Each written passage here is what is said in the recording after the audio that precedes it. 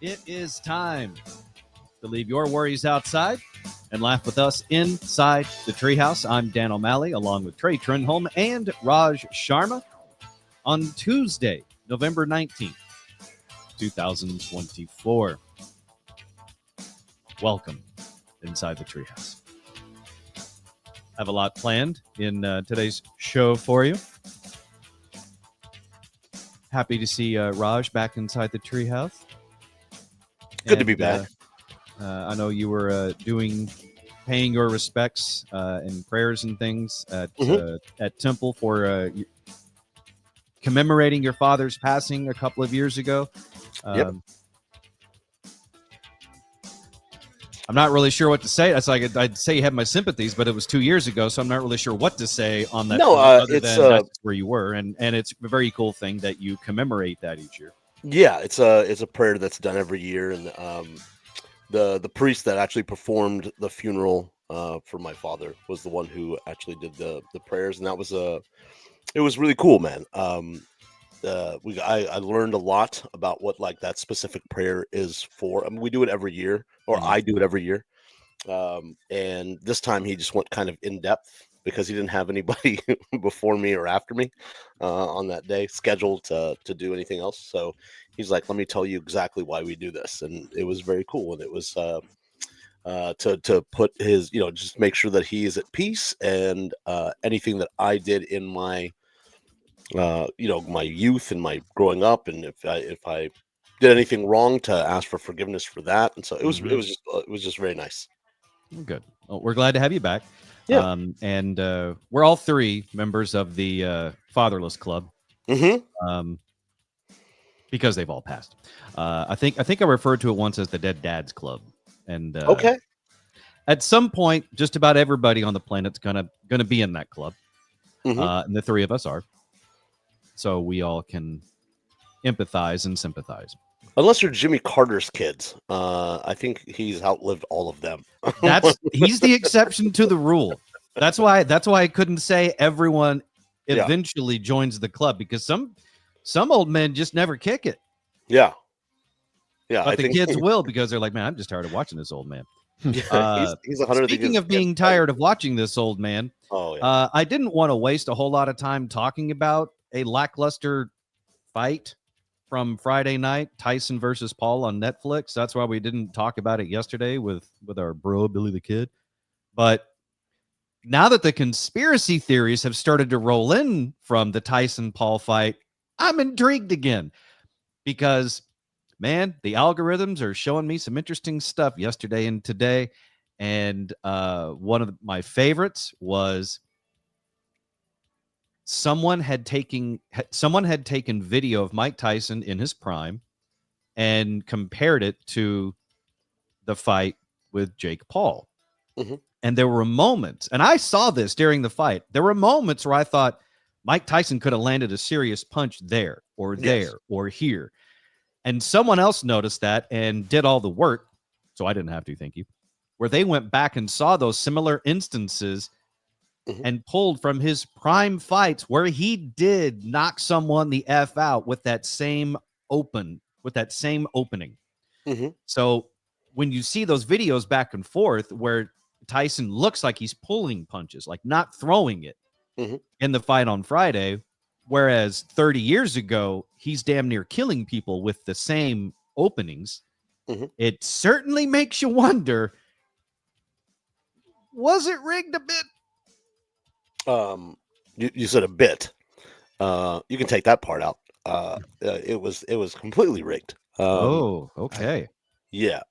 If he would have knocked, so apparently, some of it was leaked online. It wasn't like a script like they're showing now, like the conspiracy theories. And I'm a avid fan of them. But one of the rules was, like, Jake Paul, it was his promotional company that put everything together.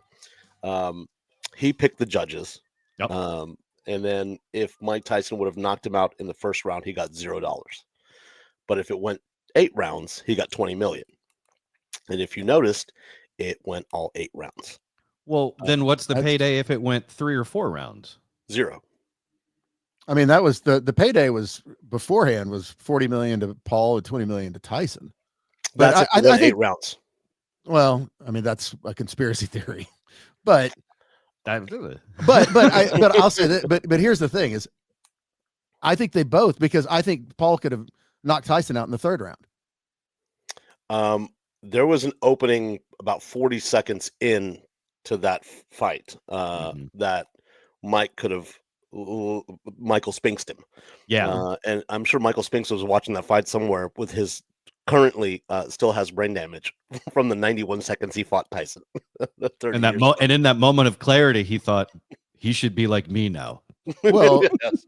And everyone was saying with Tyson biting his glove, that was his way of keeping himself from knocking Jake Paul out. So I don't know, that the woman's fight beforehand, that was a great fight. And you got to give it up. My Indian brother won his fight. There was a prelim with Goyat. Was the coaching? He's Punjabi. That was an awful fight. He was fantastic.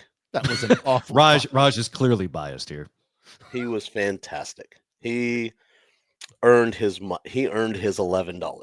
I've seen, he went back to the Hampton Inn like a good Indian. The theatrics were great, but it was a horrible fight. Yeah, I think that to me sums up the entire Tyson Paul fight. Not only because and then another video I saw that sort of lent itself to the conspiracy theories that the fix might be in, the fight might have been rigged, is us commenting.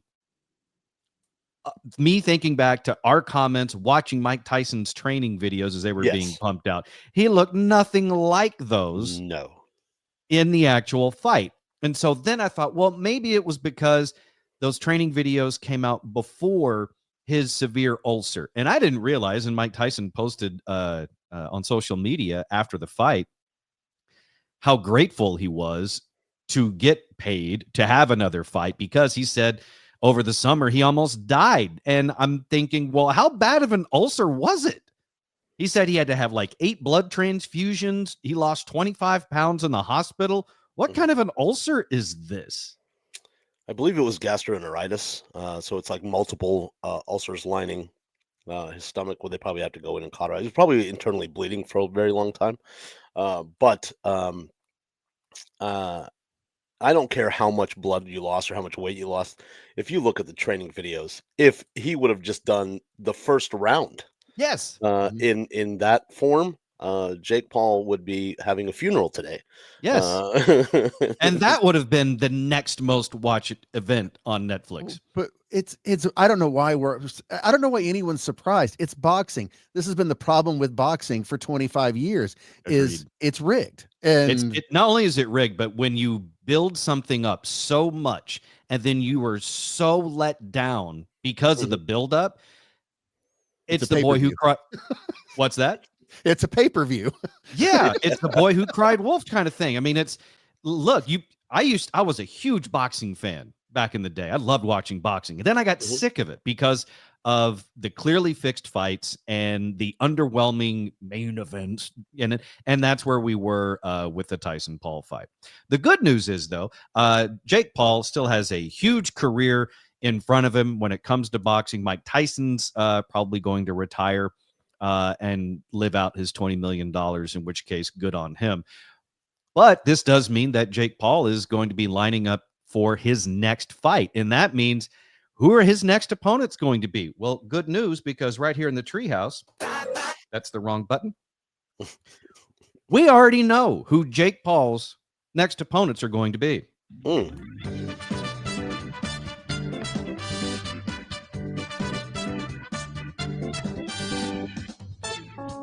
Let me show you this, gentlemen. It is time for the Treehouse Top 5. Today's category, Jake Paul's next opponents inside the Treehouse. If I can get my buttons to work. There we go. Now we're talking. The Treehouse Top 5. Jake Paul's next opponents will be number 5. 100-year-old President Jimmy Carter, who's currently in hospice. Number 4, The co-CEOs of Netflix, Ted Sarandos and Greg Peters. Number 3, Christopher Reeve, after the accident. Jesus. Number 2, the Golden Girls, all 4 of them, Dorothy, Rose, Blanche, and little Sophia. And number 1 of the Treehouse Top 5, Jake Paul's next opponents is and should be Chuck Norris, who I believe is like 80-something years old. But I'd pay to watch that one, just like we all either paid or just piggybacked off our Netflix subscription to watch this one. Number 1 would win. That's what we said about Mike Tyson. Yeah. I don't think you can get Chuck Norris to throw a fight. I think no, but I bet you can get him to throw at Jake Paul. He will you know how many total gyms he would sell after the fight if he won?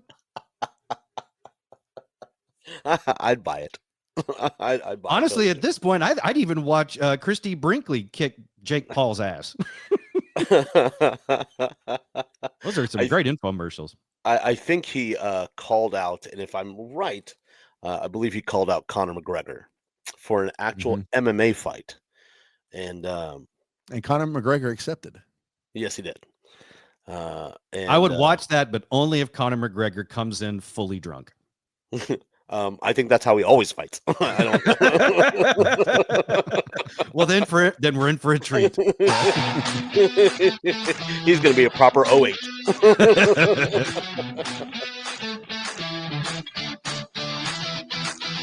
You're listening to the Treehouse. Visit us online at treehouseonair.com.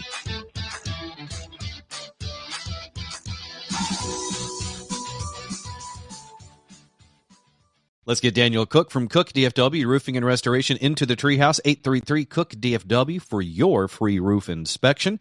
The website, cookdfw.com. You guys do lots of great work on roofs, and the restoration part of the side of the business also means, you know, you're doing remodeling work underneath the roof inside the home as well. And you were telling me just recently that you, Daniel, and Cook DFW Roofing and Restoration offer lifetime warranties on all your work.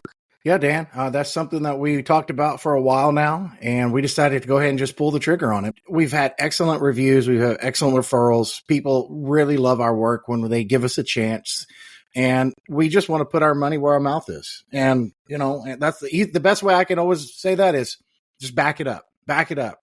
When I was growing up and I told somebody I was going to kick their ass, you got to back it up.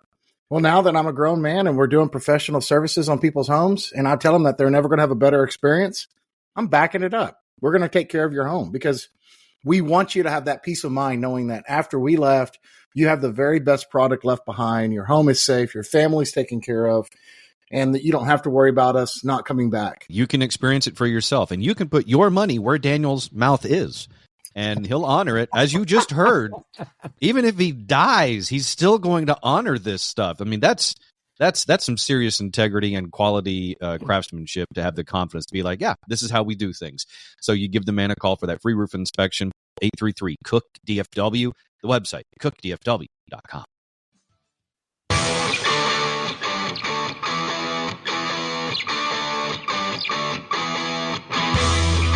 You're in the Treehouse. Visit us online at treehouseonair.com. That first segment of the Treehouse is brought to you by Fair Lease. To save time and money on your next new vehicle, get a hold of our friends at Fair Lease. Go to fairlease.org, check out all the inventory, get yourself a leasing consultant, and get yourself a new vehicle. Save time, save money when you do it the no-hassle way from Fair Lease. Go to the website fairlease.org. That is fairlease.org. Back inside the Treehouse now with Trey, Raj, and me. I'm Dan. There's always lots of talk about who's protecting the students when they're in school. But there's not as much talk about who's protecting the teachers. Like in this particular case that came up recently, a teacher in South Carolina is claiming sexual harassment after a 10-year-old student hugged her for too long. The complaint is being investigated, and the student has been put on a very strict no hugging policy. The child's mom, Lindsay Casey, of course, talked to the media about it, and this is what she had to say. Feels the same way I do. Hurt, confusion. I feel like school should be a safe place, and him not feeling that way anymore has him in a world of emotions right now. World of emotions. Imagine 10-year-olds are on a tear lately, man. We had the one from the other day whose mom let him walk to town by himself almost a whole mile. Didn't let him. Technically, he snuck off. Right. But she still got arrested for it. And then you have this 10-year-old who's hugging teacher for too long. So the teacher's claiming sexual harassment. Isn't the 21st century weird? That seems like a teacher that just doesn't want to teach and wants a quick payday, right? I'm picking up what you're putting down, Raj. I had the same exact thought. But I mean, like, okay, here's the thing. Like, my college girlfriend is a teacher. She's I believe a librarian now, and smoke show, still till this day. And when kids like, they hug too long, yeah, because that's what their teachers look like. My teachers, I wouldn't hug. Like, I didn't want to be near them. They were not attractive people. Yeah. I had one. Yep. There's always one. Yeah, there's always one hot teacher. No matter what school you go to, there's always at least one. Yes. In elementary school in Bartlesville, Oklahoma, in first grade, had Mrs. Matlock, and 6-year-old me remembers her to be quite a cutie. Second grade, completely different story in Mrs. Pruitt's class. See, even the name. Yeah, Mrs. Pruitt, like that, just like it already just sounds old and ugly. we had Miss Blackwell who wore leather pants, and I was like, yeah. Oh my God, man, she leather pants at school.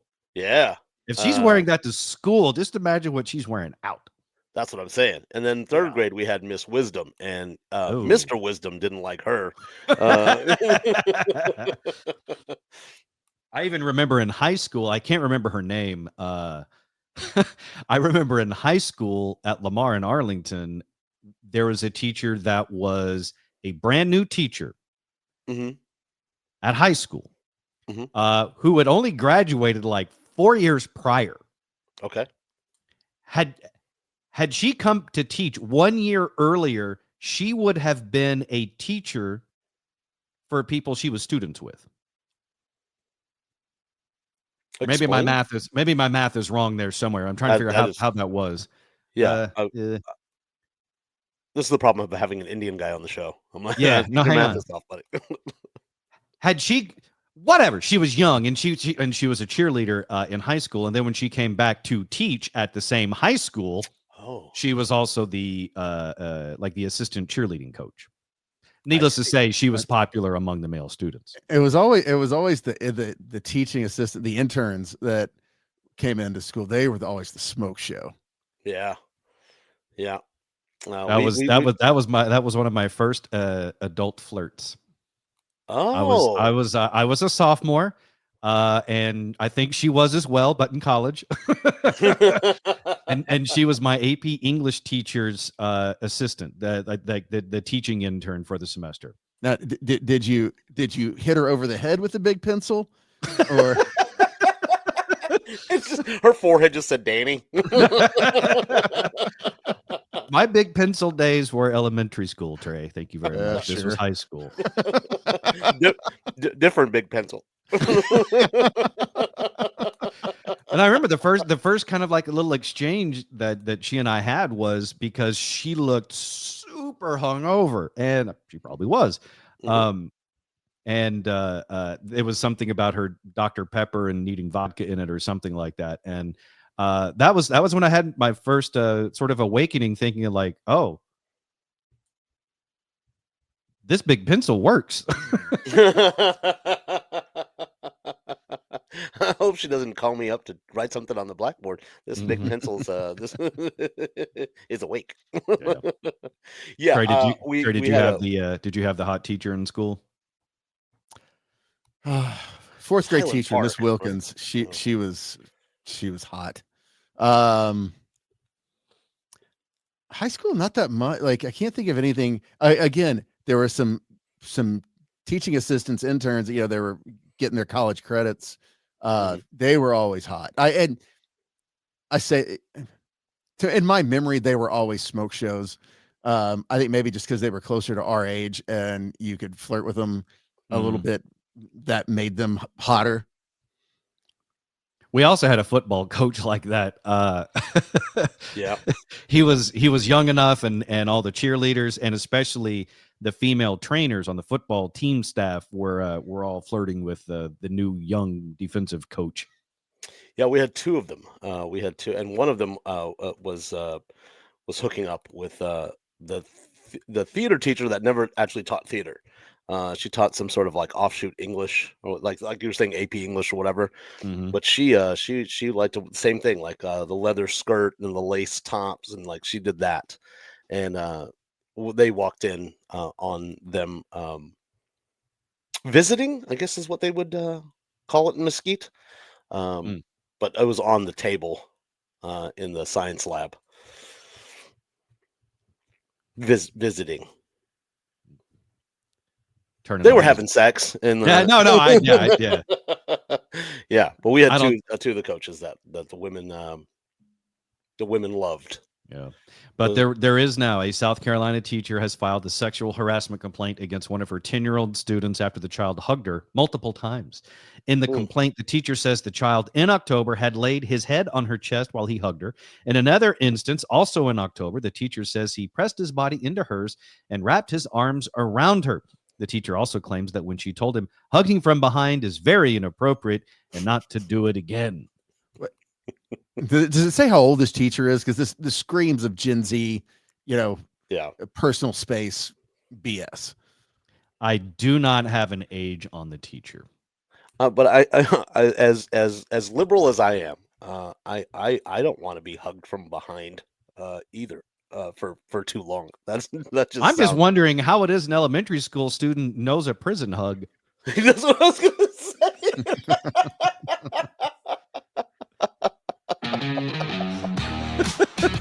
You're listening to the Treehouse. Visit us online at treehouseonair.com.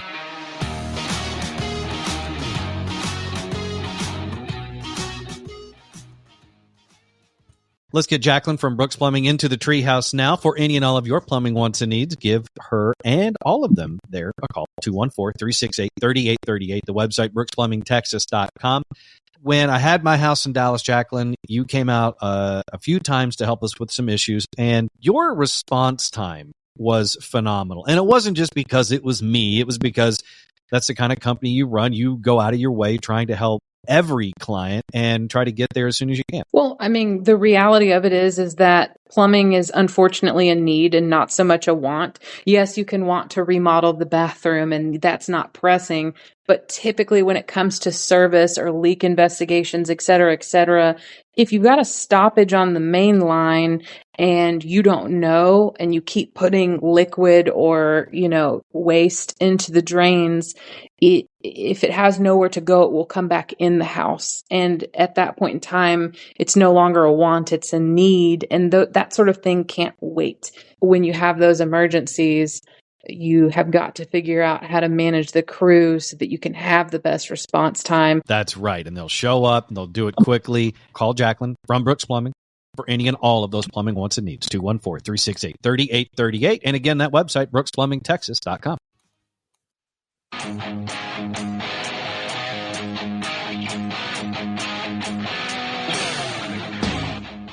You're in the Treehouse. Visit us online at treehouseonair.com. That previous segment of the Treehouse brought to you by Cook DFW Roofing and Restoration. For your free roof inspection and to get yourself on the Cook list, call Daniel Cook. 833-COOK-DFW. That's 833-COOK-DFW. The website, cookdfw.com for Cook DFW Roofing and Restoration. Trey, Raj, I've got a huge question for you this morning. How healthy are you? There's a new way to tell. There's a new way to tell how healthy you are. It's from the Mayo Clinic. The Mayo Clinic. posted the number of push-ups that people in quote-unquote good shape should be able to do at each age. Okay. Trey, Raj, you're both newly 50. Or actually, sorry, Trey, you're newly 50. Raj is newly 49. For your age, how many push-ups do you think you should be able to do to be considered in good shape? After the car wreck, before the car wreck, like I could do like 30-ish. Before, that was the max. Yeah. But I didn't tore the shoulder, but I could still get to like 19, almost 20 with the torn shoulder. So like that was, but I was putting most of it on this side, so Gotcha. I was compensating. But I could still knock out 20 like military push-ups. 20 military. Trey, what about you? How many push-ups do you think you would have to do to be considered in good shape at the age of 50? God, looking at overall, I mean, I would say they would put the number around 25.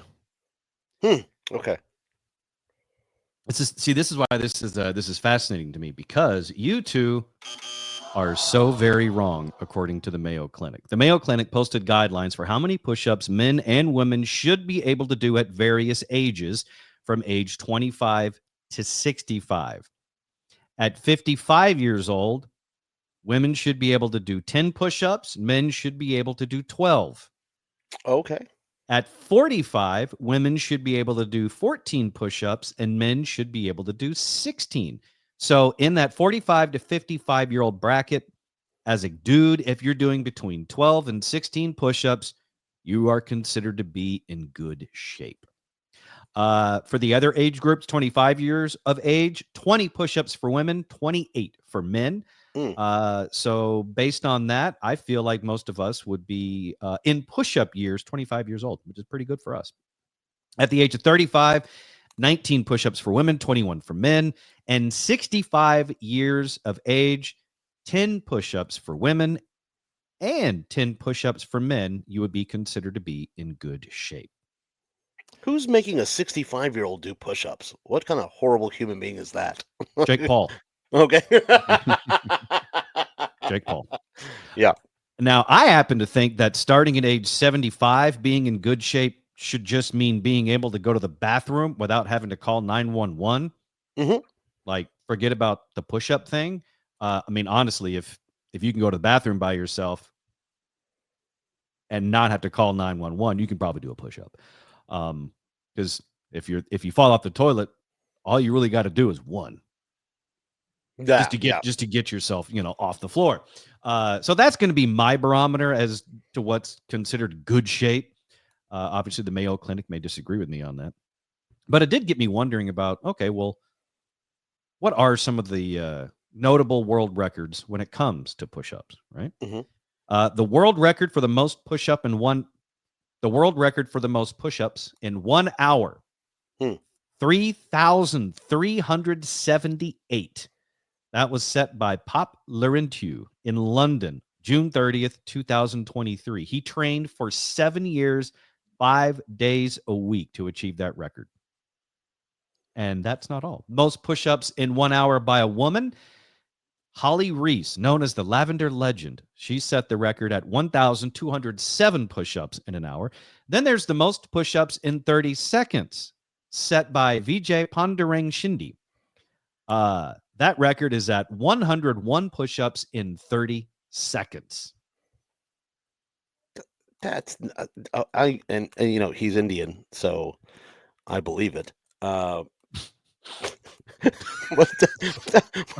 that's not real. You can't do.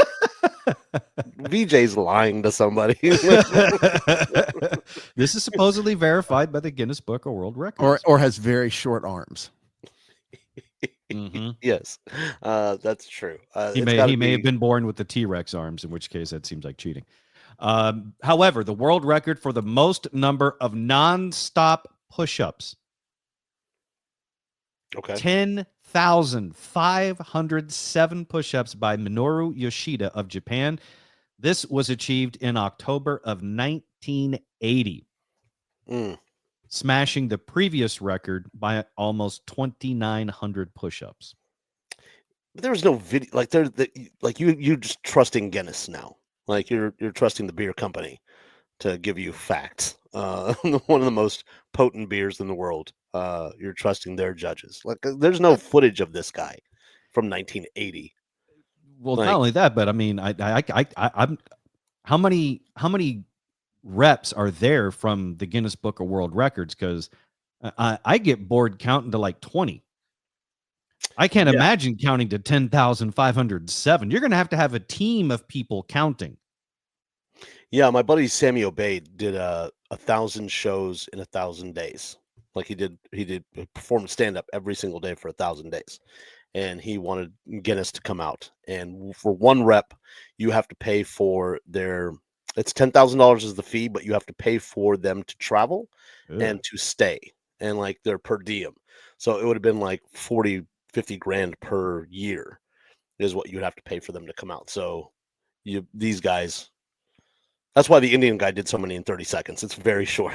He paid the least.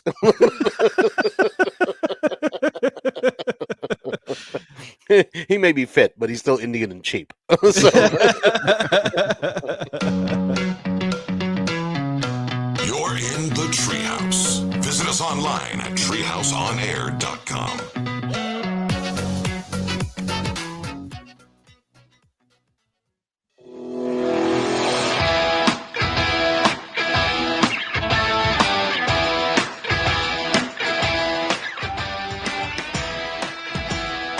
You're listening to The Treehouse.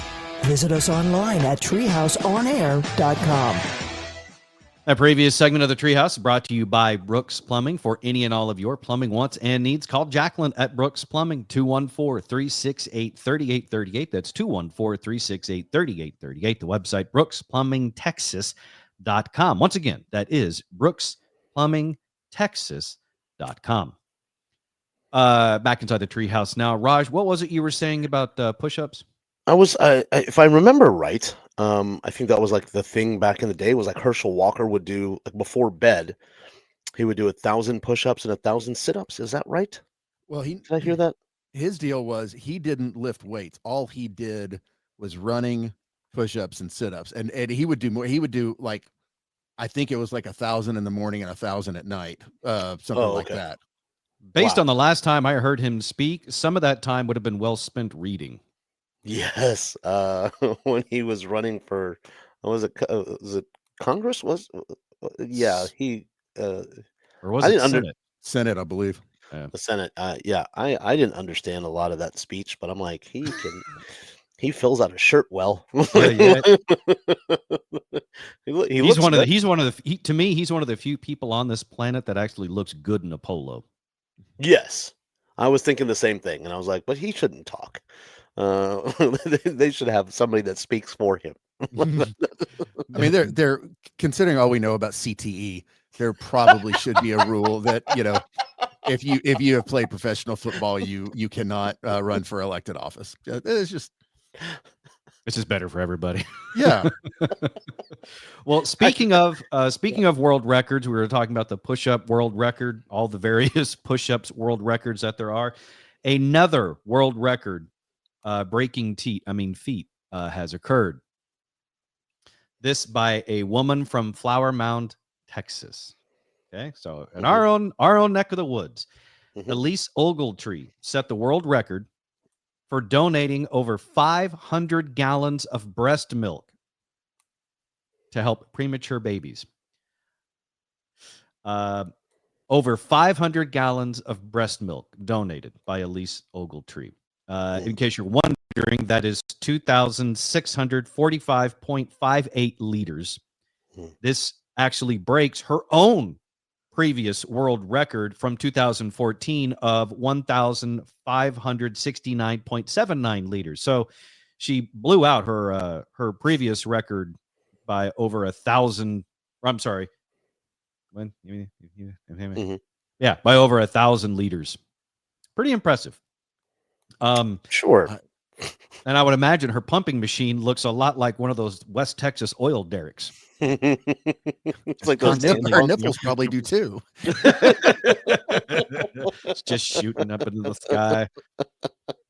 The whole team of leathernecks going, yeah, just drowning in breast milk. Her donations have helped feed over 350,000 babies across the United States. Her journey began in 2010 after the birth of her first son, Kyle, when a nurse suggested donating her excess milk, which she had been discarding. Over the years, she continued donating following the births of her other children.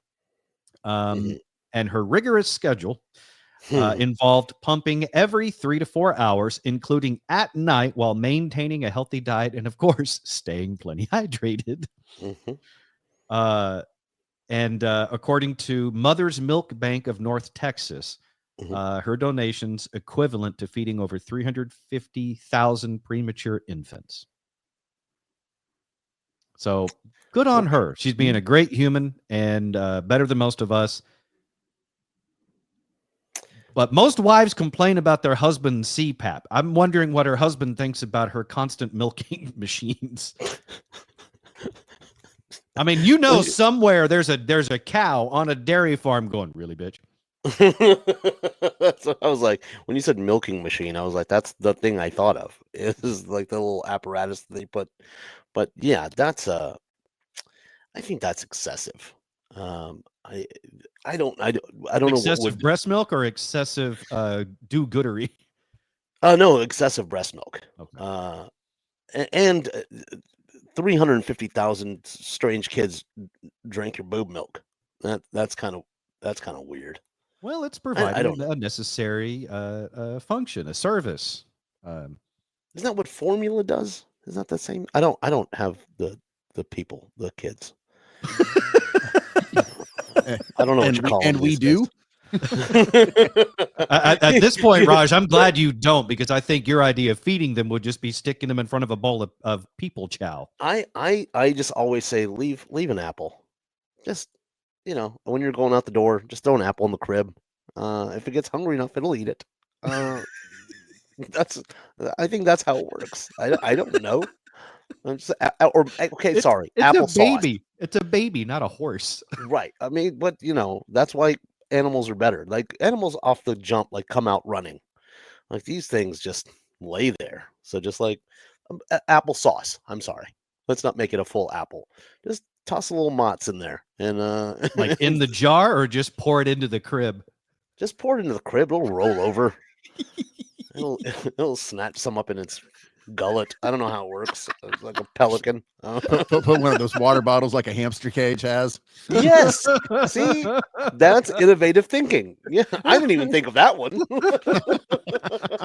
but if I ever have one of them, I will put the little water bottle thing and some Mott's. Yeah, you're gonna go to PetSmart and you're gonna ask, hey, do you have the baby feeders here? Are they next to the gerbil feeders? Like for hamsters? Sure. Well, he was born a few months early, so yeah. I got a ton of breast milk in the car I got to get rid of. So, yeah, you can put that in the feeder, right? That's or just put her boob over the thing and just let it go to town. I don't know how all of it. I don't know the science behind it, but I mean, it'll fight to live, right? I'm just gonna stop there.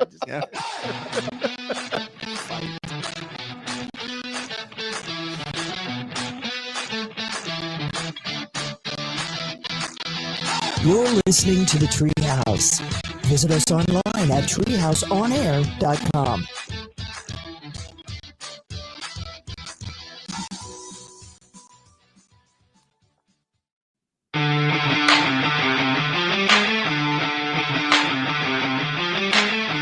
You're in the Treehouse. Visit us online at treehouseonair.com. You can advertise right here inside the Treehouse. Just shoot us an email, treehouseonair@gmail.com. We have sponsorship opportunities available right here inside the Treehouse, treehouseonair@gmail.com. Back inside the Treehouse now with Dan, Trey, and Raj. Raj, you were saying in the break there about how that is a lot of breast milk. 500, was it 5,000? How many was it? I've already forgotten. Just in liters, it's in the thousands. It was 2,500 liters of breast milk that this North Texas woman donated over the past year. In 1 year? Wait, now hang on. Because she had the previous record of 1,500. I'm not sure how it actually works as far as Guinness tracking the breast milk world records. She's donated 2,645.58 liters of breast milk, surpassing her 2014 record of 1,569.79. So, yeah, I think that's in a year.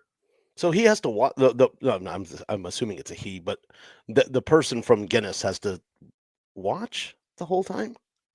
I don't know, or if you sounded so scared. I don't. No, hang on. I can actually see the Guinness World Record certificate. The most breast milk donated. Did they just take your word for it at that point? To the Mother's Milk Bank of North Texas, achieved by Elise Ogletree in Argyle, Texas, from 11 January 2011 to 25 March 2014. So that was her first record. Mm-hmm. So this is the second one. So I guess it's not within a year, but over some other period of time. Gotcha. And I know, still, that is a lot of milk. That is a lot of milk. And like I was reading a thing with like Christina Aguilera was one like how to keep her boobs from going flat. It happens sometimes. And they told her to breastfeed till the age of 2, which I think is I think that's a little excessive. 2 years old. Like there's a whole group of women. I'm brain farting the name of it, but it's like a whole support group that is for breastfeeding children to later in life. Yeah, I think it was Mayim Balak, or however you say her name, Blossom, or Big Bang Theory. I think I want to say it was her. She breastfed her kids to like 6.5, 7. Wow, that's not. And yeah, there's a whole movement about it, about, that it's natural and everything else. That's not when they, when, like I was saying, what 2, like, they're walking and talking, but at like 6 and 7, like they can tell you about their day. Like, they can get, how was school? Here's a boob. Like, that's weird. Like the kids in school are mean to me as you're suckling. How was your test at your farm? The group is called La Leche. The milk. The La Leche League. The milk league. Yeah, for the moms that like to breastfeed their kids into single digits, maybe double. I don't know. God, I hope not. Do they have a conference? Is there a league champion? What? Is there a Hispanic version of Tres Leches? Yeah. That's the one on Mars from Total Recall. She's the new record holder. Is there a Cowboys representative that will disappoint? Can't ever get the kid to attach because she's blinded by the sun. Oh, God, it's so stupid.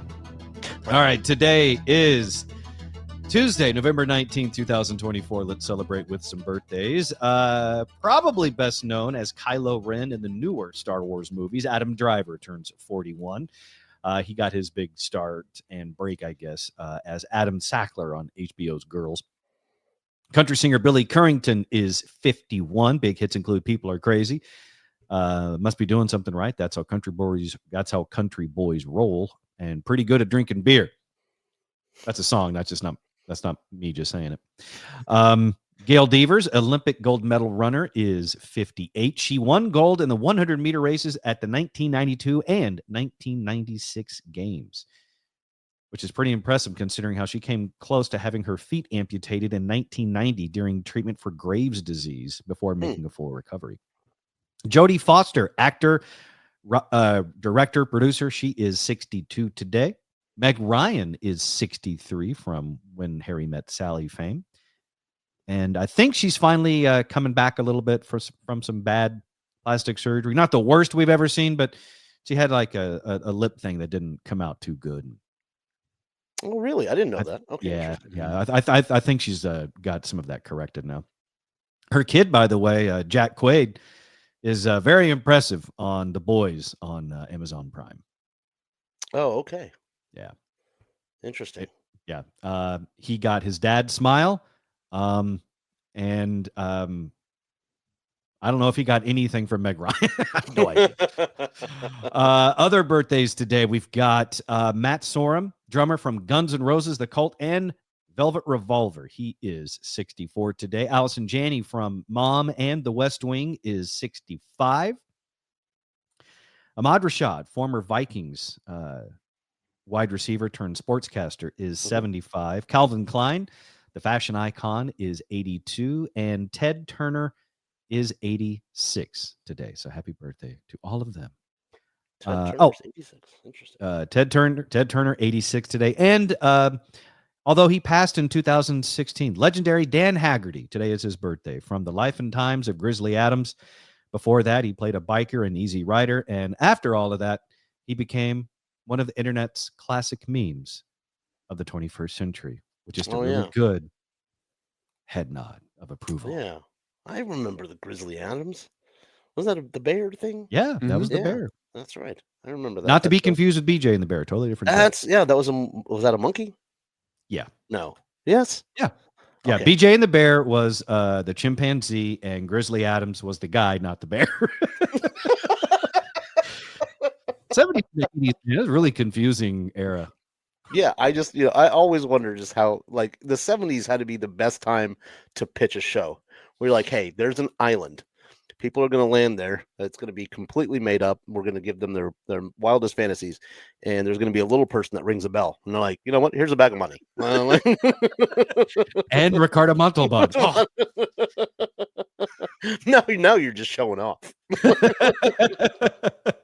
I will never forget when I was doing my stuff over at CBS, and I was lost. I was trying to find the rehearsal studio, and I called the director, and I was like, I'm standing here. I don't know which building it is. He goes, where are you? I said, I'm at the corner of Fantasy Island and Gunsmoke, which were the name of the streets on the lot. He goes, okay, just keep walking down Fantasy Island. I'm like, this is not a real conversation that people have. But like, what was the little guy's name from Fantasy Island? Tatu. Yeah, like had he told you turn right at Tatu? Yeah, that would have been like, what was the one with Michael Landon? Like, just make a left on Bonanza. I'm like, all right, that's great. Stairway to Heaven. Where am I going? I don't. Highway to Heaven. Highway to Heaven. That was a good show. I believe there was an ex-NFLer that was on that show as well. But a heartwarming show. The Highway to Heaven. Yeah, that was but actually, if you think about it, it makes sense because that was I think that started in the 80s as well, and I bet that was a fun pitch to be in on, because the whole pitch was, okay, Michael Landon hitchhiking. Sold. That's what I'm saying. Like, you just walk in, also like, an angel. Just take all of this money. That's like, you walk in like, here's what I have. It's a guy. He's got a killer beard, and he's in the woods with a bear. And they're like, you know what? That sounds good.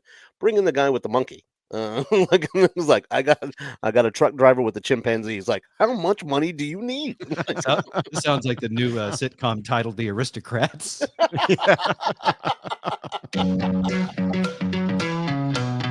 in the Treehouse. Visit us online at treehouseonair.com.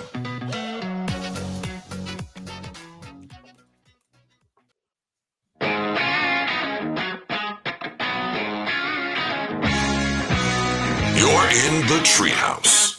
Visit us online at treehouseonair.com. Check us out on YouTube as well. We have a fun little channel starting up over there. It's youtube.com/@treehouseonair, or just go to YouTube and just type in Treehouse Podcast. We've got Treehouse TV, Treehouse Cowboys, talking and laughing about our favorite team, and then all sorts of stuff that we do and cover here inside the Treehouse on YouTube, on our channel. Go like and subscribe. Thank you very much. Back inside the Treehouse now. Thinking about Tatu. What was the actor's name who played Tatu on the original Fantasy Island? Hervé Hervé Villachez. Villachez. That's the name I was trying to remember. I watched Fantasy Island as a kid. I think I remember loving the show because, you had two people that were in every episode, and Ricardo Montalban, who was the main guy, and then Hervé Villachez or Tatu, and they couldn't be more different. Obviously, one was tall, one was not. Ricardo Montalban had a buttery voice with a kick-ass accent, and Hervé Villachez also had an accent, but a voice that sounded like it was coming through like a squirrel being thrown into a wood chipper type version. Yes. But did you guys watch the Netflix? I watched it. I watched the Netflix story of him. I can't remember the name of but it's the guy from Game of Thrones. Peter Dinklage. Peter Dinklage plays Hervé Villachez, and I watched it with a show or a documentary. It was kind of like a documentary, but it's like his life. But they were just I watched it because I'm like, you know what, maybe I've heard some different stories. Maybe it's not all true, and maybe we'll see the real Hervé Villachez, and he was just not a good person. he was an angry little bastard. He really was. Really? He seemed so happy on Fantasy Island. I think that's the only time he was happy. I didn't really think about it. His big break was getting dressed up like a little doll for Ricardo Montalban.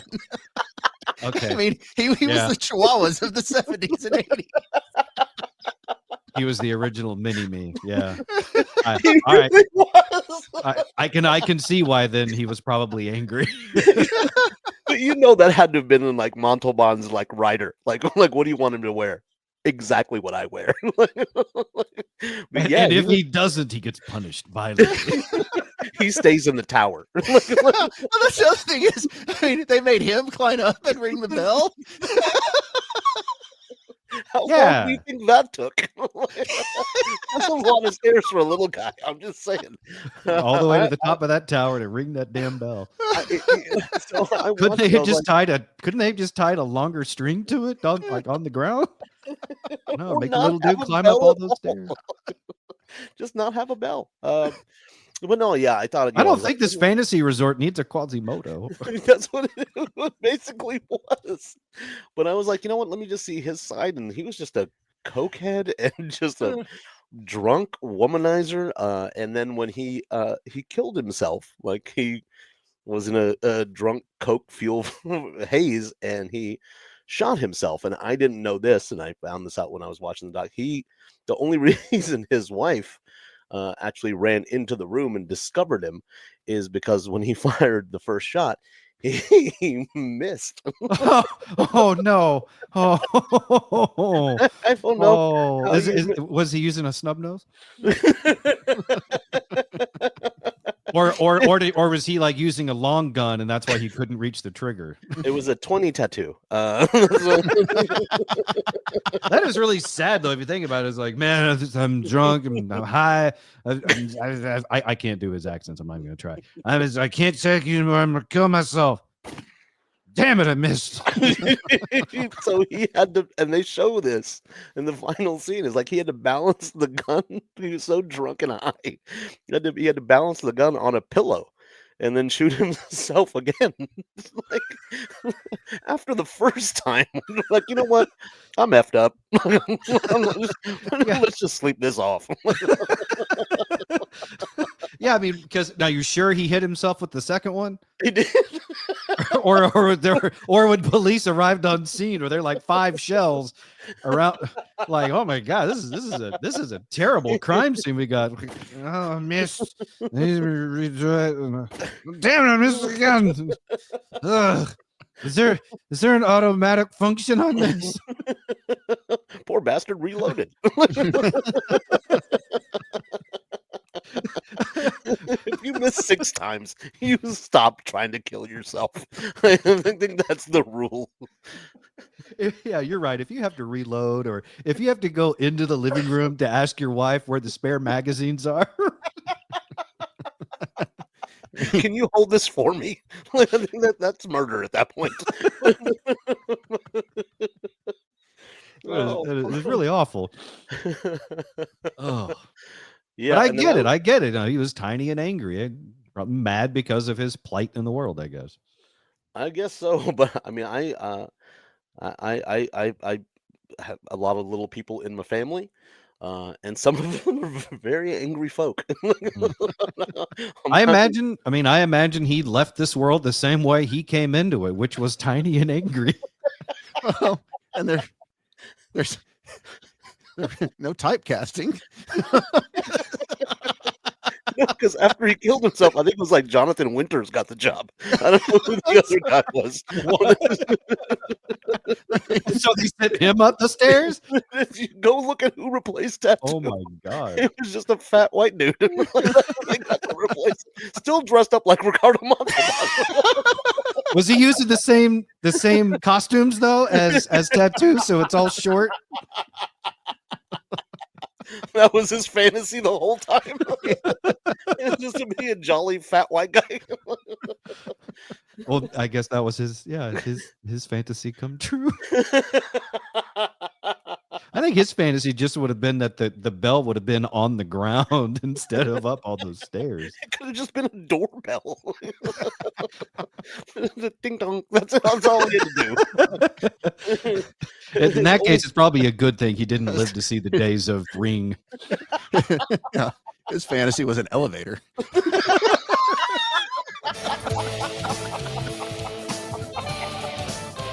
Oh, it's the wrong button. Also the plight of Tatu.